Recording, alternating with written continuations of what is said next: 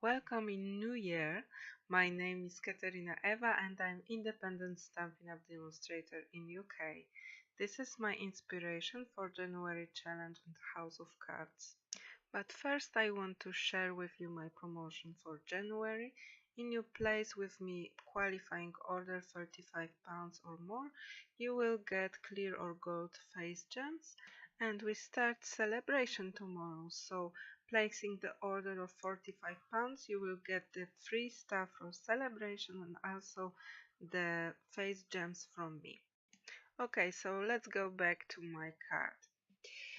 I was thinking about all these beautiful eclipse cards you can find on Pinterest and YouTube, and also about the people who doesn't have this alphabet dice or any dice, or maybe about the people who doesn't have the die cutting machine.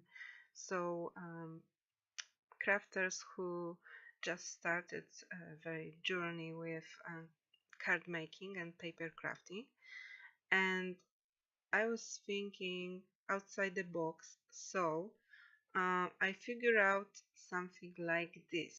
So I start with one sheet of Stampin' Up watercolor paper and I cut the page like this. So I have two layers for two cards and some scraps. And I take this larger scrap and I cut the balloons, and actually I get 5 of them. I use the smaller balloon from the punch.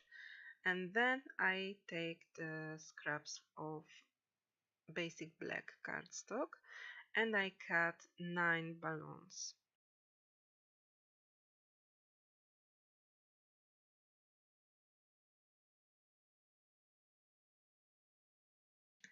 First of all, I decide to glue 3 balloons from basic black, one on the top of another, to have some dimension. So I using Tombow Mono liquid glue, and I will repeat this process to glue 3 balloons together each time, so you will get the 3-dimensional balloon shapes. I hope this makes sense.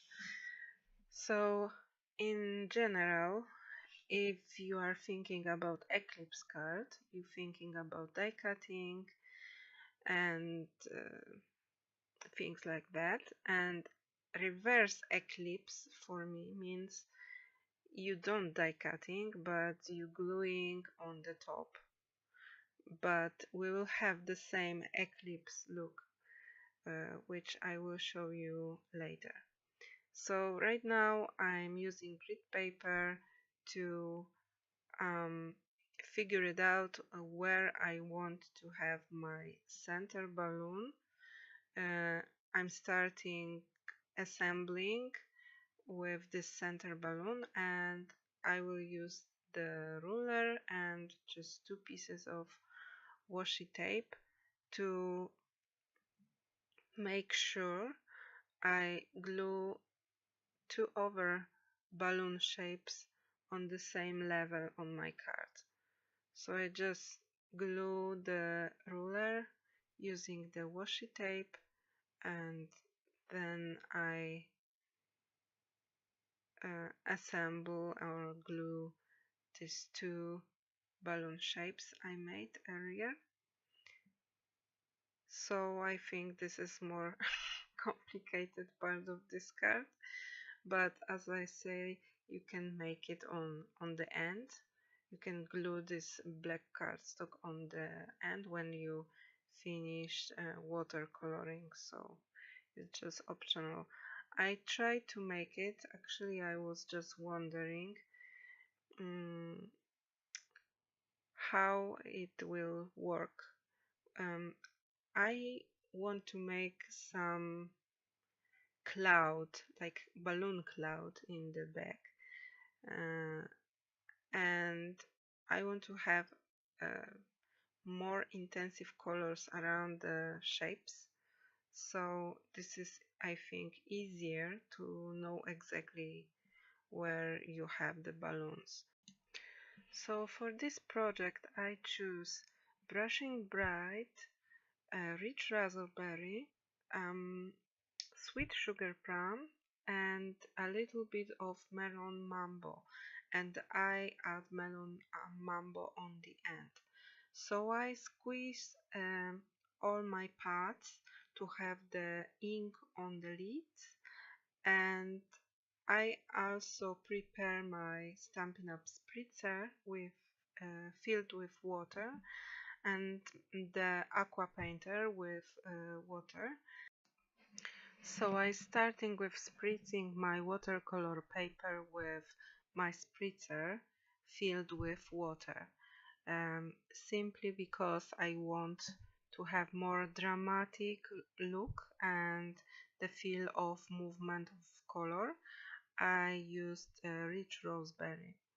So then I decide to completely dry the background, and I add um, watercolor wash with Brushing Bright, simply because I don't want to have any piece of white cardstock left. Then I concentrate on the top of the cardstock to have this feel of cloud of balloon. So I concentrate my watercoloring there, and every single time I add the color and I moved the color, I dry all the cardstock using the heat tool, and then I repeat the process of watercoloring. I use the heat tool simply because I want to speed the process of drying, uh, which could take a long time because paper is thick and can take a lot of water. So I found this watercolor paper very easy to work with. So on the end I just add the Melon Mambo. I feel this card needs some more intensive color, and actually I love this decision. When I finish with my washes, watercolor washes, I decide to add a little more dramatic look, adding the splatters of color with Melon Mambo and Rich Raspberry. I simply use the aqua painter and just tapping the color on my finger, I add the small dots of color. So now I accidentally clean and close my ink pads, but you really need to have them handy because we need to color the balloons we punched earlier from watercolor paper. So I'm starting with shaping these balloons, and I found that working with both silicone matte and piercing matte gives the best result for shaping. And I also found on the middle of Christmas that the end of the watercolor pencil is actually the best tool for shaping. And sometimes it leaves you the color from the end of the pencil on your paper, but I don't mind because usually when you're shaping, this part will be on the back. So I'm adding simply one color for all my balloons. This is the Melon Mambo, and first I add the very light wash of color, and then I add more color on the bottom to have a dimensional 3D look, and it really works because remember we also shape and add more dimension to this punched balloons, so they are really looked very 3D. As I can't live without bling, I decide to add some clear wing of Stella on the background, and as I try to make this background very sketchy, brush strokes, I can say, I adding the same very dynamic look from Wing of Stella, so around the balloons, and I really like it.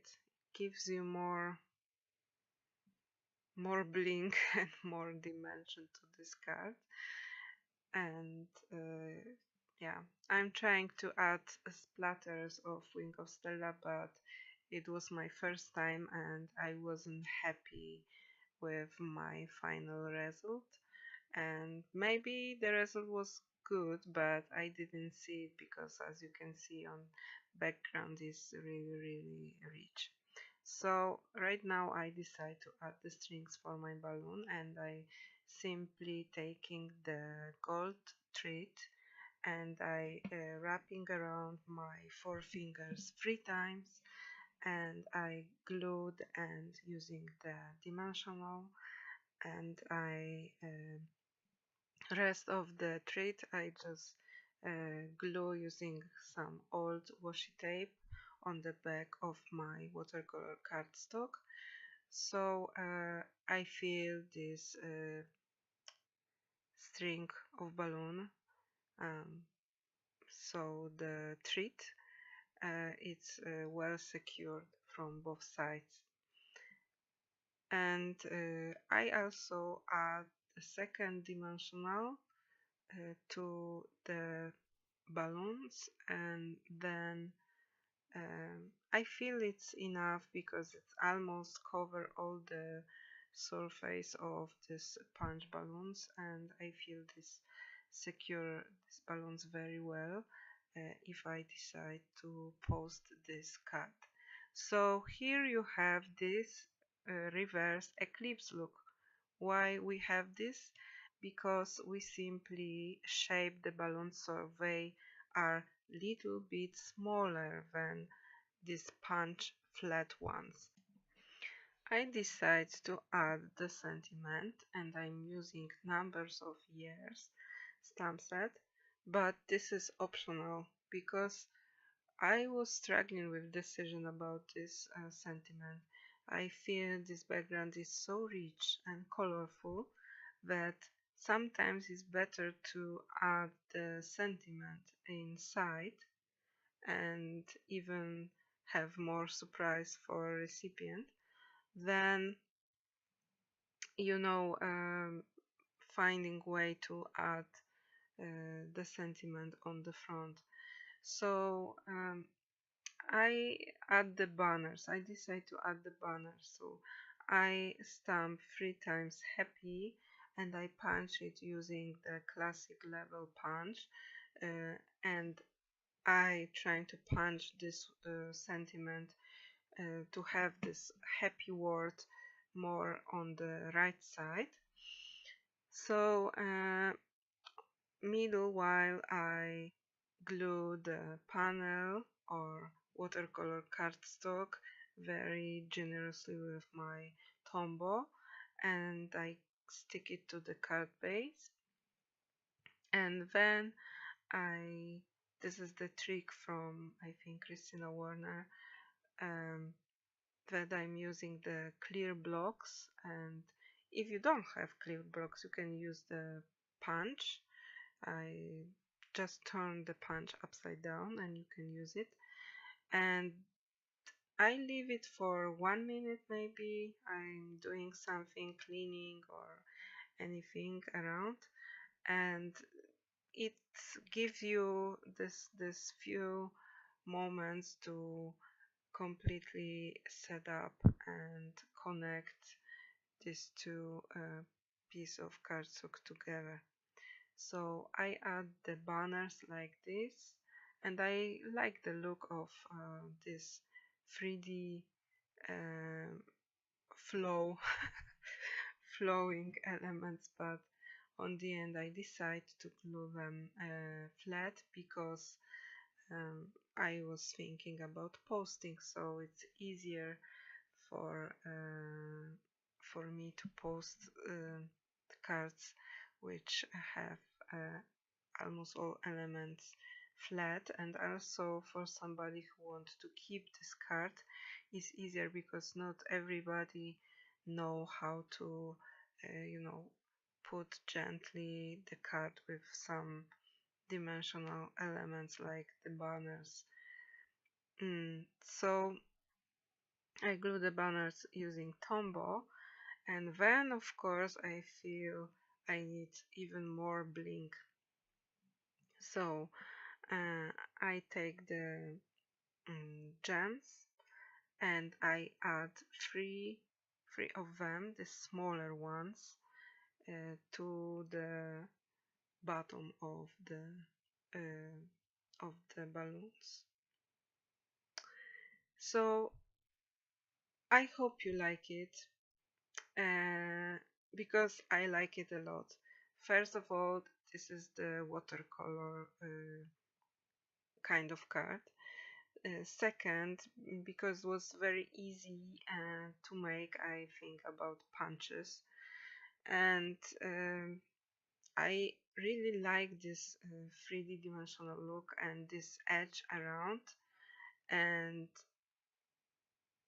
I hope you will give it a try, or you consider this technique for somebody who don't have